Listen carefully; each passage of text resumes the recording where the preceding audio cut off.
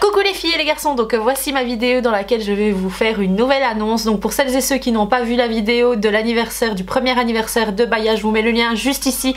Et donc je ne l'ai pas mis dans le titre parce que en fait j'avais envie de faire la surprise à celles et ceux qui me suivent vraiment. Du coup quand on fait des grosses... Enfin après vous allez me dire non on te suit, c'est pas parce qu'on n'a pas cliqué sur la vidéo qu'on te suit pas.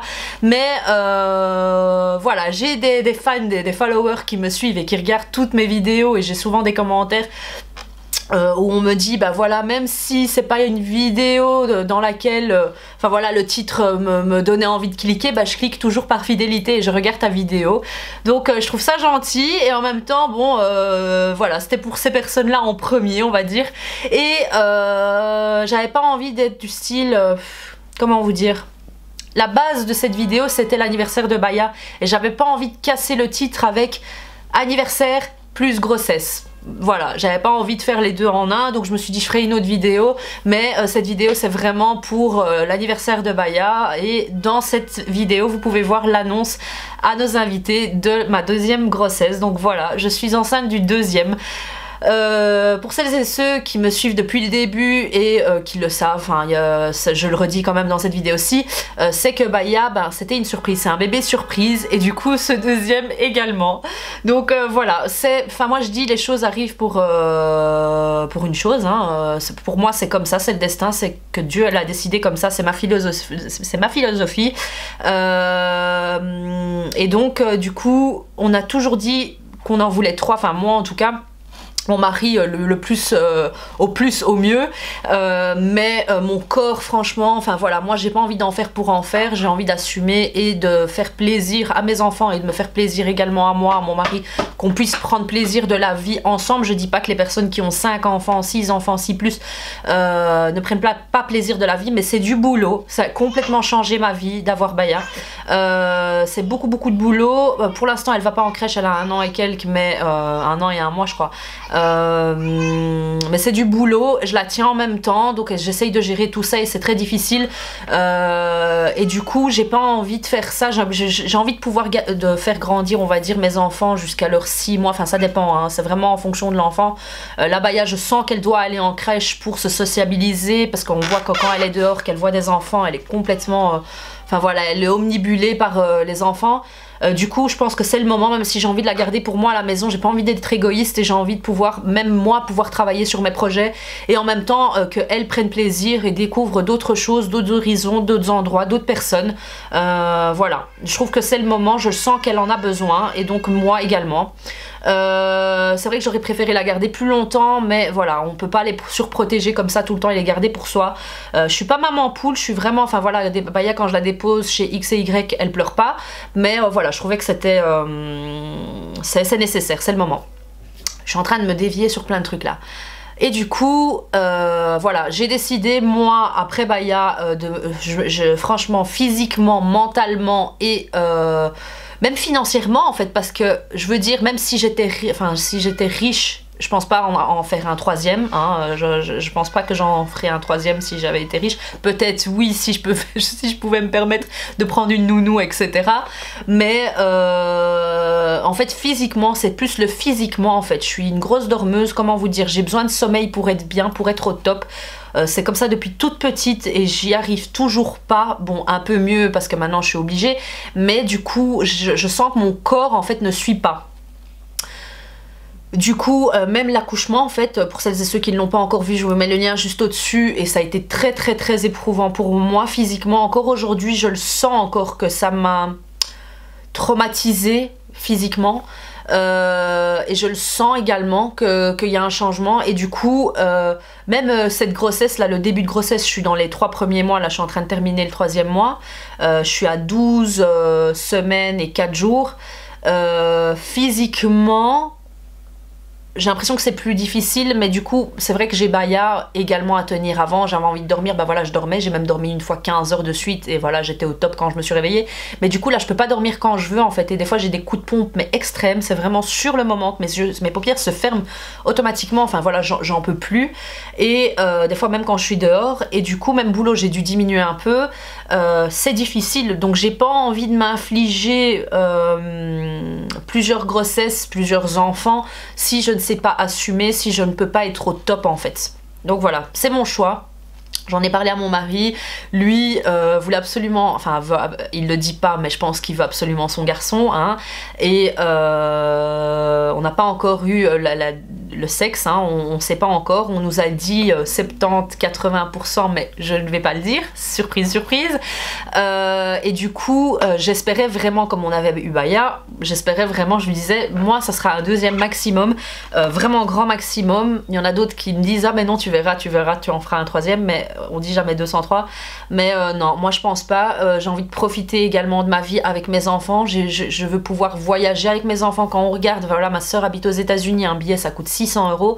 Si on doit partir tous, ça va être un budget. Donc voilà, j'ai pas envie de me priver parce que j'ai décidé d'avoir 5-6 enfants. Voilà, enfin c'est ma philosophie, c'est moi qui pense comme ça. Après je ne juge pas du tout. Ma mère en a eu 6 et chapeau, et elle a su gérer. Ils sont toujours partis en vacances, mais avant ils voyageaient moins loin en fait. Et moi j'ai ma soeur qui habite très loin.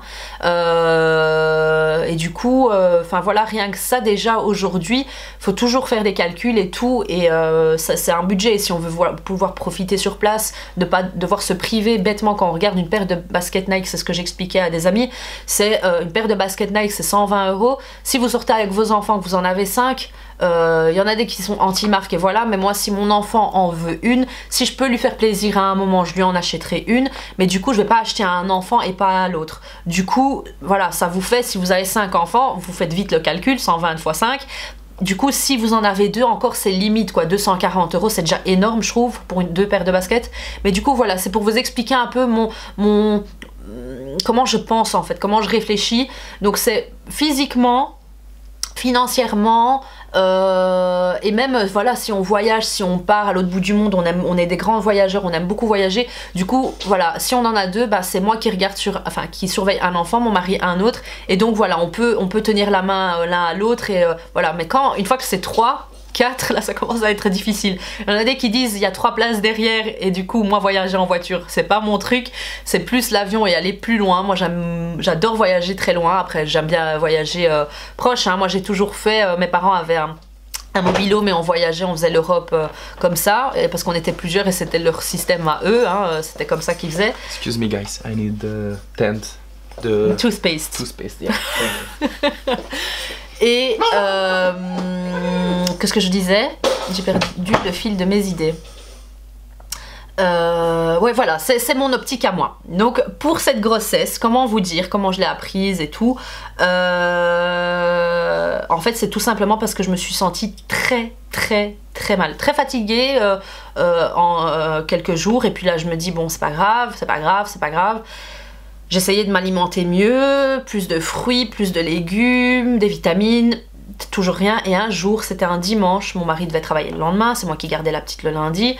Du coup, là j'ai dit à mon mari, mais absolument tu devras prendre congé demain parce que ça va vraiment pas. J'étais sur le fauteuil toute la journée, mais vraiment gelée, en état grippal en fait.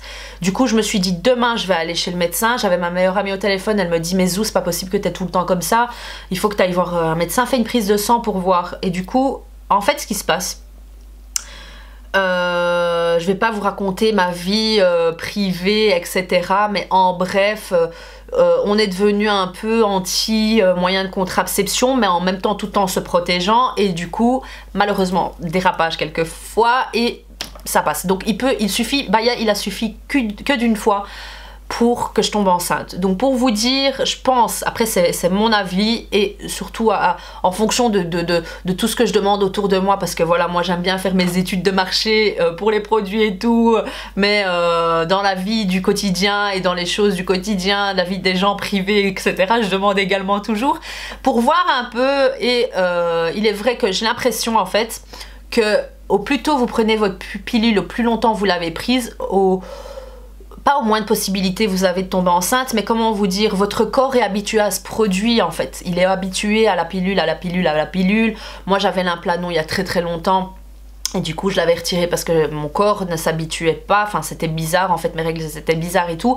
Et du coup en fait, une fois que j'ai tout arrêté, quelques mois après, mes règles étaient devenues normales, j'avais attrapé, enfin voilà, j'avais moins de difficultés hormonales si vous voulez. Donc voilà, et ce qui se passe c'est que comme j'ai entendu, on a décidé ça moi et mon mari il y a quelques temps parce qu'on s'est dit, on entendait beaucoup de gens qui avaient du mal à avoir des enfants, etc. Et donc j'ai testé plusieurs choses, hein. J'avais testé l'anneau vaginal, j'avais testé l'implanon, j'ai jamais pris la pilule de ma vie et du coup c'était les trucs à plus petite dose en fait que je prenais pour être sûre de pas avoir de problème plus tard. Et donc bah, j'ai commencé très tard quoi. Après il y a des filles qui commencent à 12-13 ans la pilule et tout ça, moi ça a été très tard, ça a commencé à quel âge? À 17-18 ans je crois, 18-19, je sais plus trop. Mais en tout cas voilà, c'est quelque chose qui je pense entre en compte. Donc moi je pense que c'est un des facteurs susceptibles de vous de ralentir en fait de tomber enceinte. Après c'est mon avis, scientifiquement, médicalement et tout ça j'en sais rien, je pense que oui, mais voilà, moi je pense que quand votre corps s'est habitué à ce produit, etc., vous avez plus de mal. Pourquoi je dis ça? Parce que en fait c'est dans mon entourage, etc. J'entends beaucoup de gens qui ont des difficultés, et à chaque fois quand je demande depuis quel âge ou depuis combien de temps tu prends la pilule, est-ce que tu prends la pilule, et la réponse est souvent oui. Depuis combien de temps? C'est depuis très longtemps, et du coup à chaque fois ça coïncide en fait. Et en général il y a des filles qui prennent la pilule après le mariage, etc. Et ces filles-là, du coup, tombent directement enceintes. C'est assez bizarre. Enfin voilà, après, ça peut, il y en a, je vais recevoir 20 milliards de commentaires sur ce sujet-là. Non, tu as complètement tort, d'autres, tu as complètement raison. Chacun pense ce qu'il veut. Après, s'il y a des médecins ou des gynécologues qui regardent cette vidéo, vous pouvez commenter et mettre votre avis également. Mais donc voilà, moi, c'est ce que je pense. C'est vraiment en fonction de mon entourage, de ce que j'ai demandé autour de moi et tout. Donc voilà. Alors là je suis enceinte donc de 12 semaines et 4 jours. Donc c'est bientôt 3 mois je crois. On a été là il y a 2 jours chez le gynécologue. Tout se passe bien. Moi je suis morte en fait. Je suis crevée. Donc chronologiquement, je suis en train de passer du coq à l'âne. Chronologiquement, ce qui s'est passé, c'est que donc j'étais très malade ce jour-là. Le lundi, j'ai été directement chez mon médecin traitant, j'ai fait une prise de sang, on a regardé les différentes possibilités et c'est avéré que le lendemain, elle m'a appelé à 9h du matin, 8h du matin, 8h30, 9h. Je trouvais ça bizarre, je décroche et là je me suis dit tilt. Ou j'ai une maladie, ou je suis enceinte. Mais le enceinte, il était plus loin parce que pour moi, c'était pas possible de nouveau. C'est vrai que bah, je suis tombée enceinte avec une seule fois en fait, en une seule fois. Mais là... ça m'a choquée parce que je m'y attendais vraiment pas. En fait je l'ai imaginé, je me suis dit voilà, je préfère toujours m'imaginer pour pas avoir le choc, et du coup je me suis quand même mis cette option dans la tête et ça s'est vraiment avéré que c'était ça en fait. Donc elle m'a téléphoné, elle m'a dit oui tu as la thyroïde mais tu sais que tu es enceinte.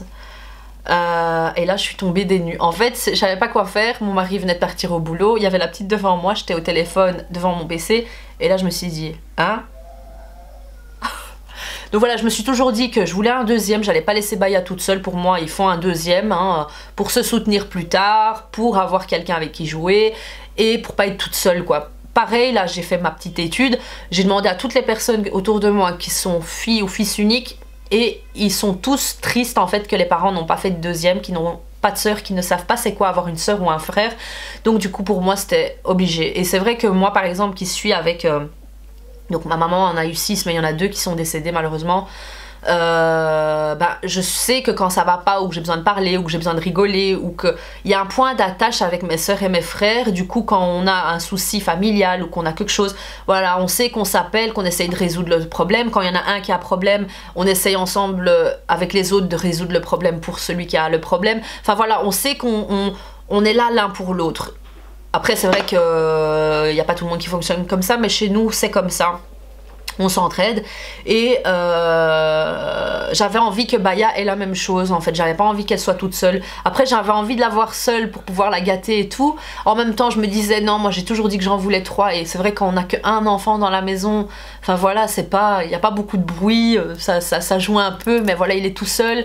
Et puis c'est vrai que c'est plus facile quand on en a qu'un, mais j'avais pas envie d'être égoïste et donc j'ai pensé à mon mari, à Baya, mais également à moi parce que j'ai pas envie d'en avoir que un. Enfin un c'est un quoi, c'est seul, c'est tout seul, c'est vrai que c'est plus facile, mais voilà, j'ai été plus loin dans mon raisonnement on va dire. Donc là elle me l'annonce, en fait j'ai le sourire aux lèvres, elle était plus, bon c'est quelqu'un que je connais donc du coup c'était comme si elle attendait de voir ma réaction dans le sens est-ce que c'est quelque chose de négatif, est-ce que ça tombe bien, est-ce que j'étais contente quand même de savoir que y avait une raison, j'écoute beaucoup mon corps donc je savais que c'était pas possible, il y avait quelque chose et du coup voilà il y avait ça et du coup j'avais également on a remarqué que j'avais la thyroïde. Donc du coup là j'ai commencé les examens avec un endocrinologue, etc., etc. Beaucoup de fatigue, j'ai dû partir en Italie, il y avait plein de projets, plein de trucs et j'étais à bout. Franchement là maintenant je commence à récupérer un peu et ça va mieux. J'ai dû faire traitement, j'ai réagi au traitement, c'était une catastrophe. Puis j'ai eu enterrement de vie de jeune fille d'une amie, il fallait que je parte à Amsterdam avec mes amis et j'étais KO là-bas. Enfin voilà, il y a eu plein de choses, j'étais fatiguée tout le temps, je devais être couchée tout le temps. Là maintenant ça va un peu mieux mais ça dépend des jours en fait. Ça diminue en fait la fatigue. Donc je vais vous montrer la première écho hein, qu'on a eue. Donc là c'est quand le cœur a commencé à battre, pardon. Donc c'est tout petit, c'est minuscule, mais on voit quand même déjà c'est une petite crevette en fait. Donc voilà, c'est vraiment une toute petite crevette. Et alors, ensuite, désolée pour les ongles. Et donc ça, c'est l'échographie que j'ai fait. Donc ça, c'est l'échographie que j'ai fait il y a quelques jours. Et donc on a fait l'échographie morphologique, enfin toutes les maladies pour la trisomie, etc. Donc là, c'est la tête, vous voyez le bras, vous voyez le ventre et les pieds. Ne pensez pas que ce petit bout ici, c'est le zizi. Je sais pas c'est quoi, bah, j'ai oublié de lui demander. Donc il m'a dit que le bébé était très actif, que le cœur battait bien et tout, en forme, en pleine forme. Et du coup, je me dis, mais c'est pas possible. En fait, c'est pour ça que moi, je suis pas bien, c'est qu'il me pompe toute mon énergie. C'est ton ressenti que je suis enceinte? De quoi? Parce que je parle de la vidéo de l'annonce de la grossesse. Ouais. Qu'est-ce que t'en penses? Ton ressenti? Mon ressenti? Ouais. Bah non, je réalise pas encore trop en fait. Tu réalises pas? Non. Tu réalises pas? Allez, si, un petit peu, mais pas comme la première fois en fait. Bah quand on a été à l'échographie, t'as réalisé, t'étais content? Ça faut pas dire, c'est une surprise. Ah, je savais pas, merde. Alors, et toi t'es contente? Ben oui, elle va pouvoir jouer. Hein? T'es contente, Baya? Baya, Elle va pouvoir jouer. t'es contente? Lâche pas le steak. Dis-leur, t'es contente ou pas? Oui. Hein? Et Zina, t'es contente? D'avoir un T'es petit frère ou une contente? petite sœur. Donc tu réalises pas toi? Non, pas trop en fait. Pas comme avec elle en fait. Pas comme avec elle. Ouais, c'est vrai que c'est différent. Le premier et le deuxième, c'est vrai que c'est différent. On veut pas faire de différence, mais elle est là la différence. Hein. Le premier, c'est le premier. Mais le premier, c'est nouveau. Je pense pas que tu vas l'aimer jamais vécu une échographie où t'entends le cœur. Enfin, une échographie tout court. Ouais, quoi, voilà, c'est la découverte c'est la en découverte, fait. ouais. Là maintenant, on va Et dire, la elle est pas deuxième habituée, fois, c'est le deuxième. on Mais sait comment ça fonctionne. on sera peut-être habitué au bout du troisième, quatrième, c'est ça que je veux dire. Ouais, il n'y aura pas de troisième, quatrième. J'en ai parlé, tu rêves, je rigole pas. Tu rêves. Ah, il est fou lui. Je rigole. Un accident, c'est vite arrivé. Ouais, bah il y en a déjà eu 2 et ça c'est. Tu me fais un bisou? Elle me dit bye bye, fais-moi un bisou mon petit cœur. Bisou mon petit cœur, mon petit cœur, mon petit bisou. Bon, je peux terminer ma vidéo les gars. Donc voilà, donc la naissance est prévue pour le 3 novembre normalement. Quelle coïncidence, c'est la date d'anniversaire de mon beau-frère, donc du frère de mon mari. Et voilà, il y a trop de naissances en fait en même temps. Donc moi du coup, c'était le 8 mars et la petite le 9 mars. Et là, il y a mon mari qui est né le 9 novembre, il y a son frère le 3 novembre et du coup le bébé est prévu pour le 3 novembre. Donc ça va. Garçon. J'espère pour toi. J'espère pour toi. Je vais te tuer. Tu vas me laisser tranquille. Je vais couper mes ovaires, moi. Eh oui. Je rigole pas, hein. Je sais qu'on peut faire ça maintenant. Allez. Et bisous, au revoir. Au revoir. Et donc voilà, bah, je sais pas si j'ai d'autres choses à dire. Je vais vous tenir au courant donc à chaque fois de des trimestres, hein, nous faire des vidéos de 1 à 3 mois, de 3 à 6 mois, 6 à 9, pour vous dire un peu comment je vis les choses. La grossesse, j'ai l'impression, je sais pas si c'est parce que je tiens à Baya, mais la grossesse, j'ai l'impression qu'elle est plus difficile, celle-ci, que la première. Je sais pas si c'est parce que c'est quelque chose que je connais déjà et du coup, bah, j'ai moins de patience, j'ai envie que ça passe vite parce que je sais comment ça fonctionne et du coup, enfin je sais pas du tout. Dites-moi un peu comment vous avez vécu les choses, comment... Il y a beaucoup de gens en fait qui disent sur le net que la deuxième grossesse est plus dure, mais est-ce que c'est physique ou est-ce que c'est du fait que vous avez déjà d'autres enfants, qu'il faut s'occuper des autres enfants, que vous savez pas prendre soin de vous et que voilà, c'est ça qui est plus dur. Donc dites-moi un peu en commentaire. Donc voilà, je pense que j'ai été complète. Pour les annonces, pareil, j'ai filmé les annonces de la naissance, donc à mes amis, à la famille et tout ça. Donc je vous ai tout filmé, je ferai pareil que la première grossesse, ça c'est sûr. L'accouchement également, voilà, j'ai pas de gêne, je ne regrette pas. Même après certains commentaires de ma vidéo sur mon accouchement, je ne regrette toujours pas et je referai la même pour le deuxième. Mes vlogs, donc que ce soit les échographies, pareil, je les filme toutes. Donc je vous referai également un vlog développement du bébé de 0 à 9 mois, donc une vidéo pour celle-ci et pour tout ça. Et alors voilà, les vidéos de toute façon grossesse reviendront, les favoris grossesse et tout ça reviendront. Après si je vois que c'est du répétitif, je ne vais pas les faire. Donc voilà, je vous ferai peut-être un post par-ci par-là pour vous dire ce qui est pareil ou pas. Et donc voilà, j'espère que cette vidéo vous aura plu. N'hésitez pas à me suivre sur les réseaux sociaux comme à chaque fois, Zina Benmua, je vous le mets juste ici. Comme ça vous vous trompez pas, sur Snapchat, Instagram, Facebook, Twitter, etc. Vous abonner à ma chaîne si ce n'est pas encore fait. Et alors à cliquer sur la cloche juste au-dessus ou en dessous, je sais plus où elle est cette petite cloche. Mais cliquez dessus pour être notifié à chaque fois que je publierai une vidéo. Donc voilà, je vous fais de gros bisous et je vous dis à bientôt pour une prochaine vidéo. Ciao ciao!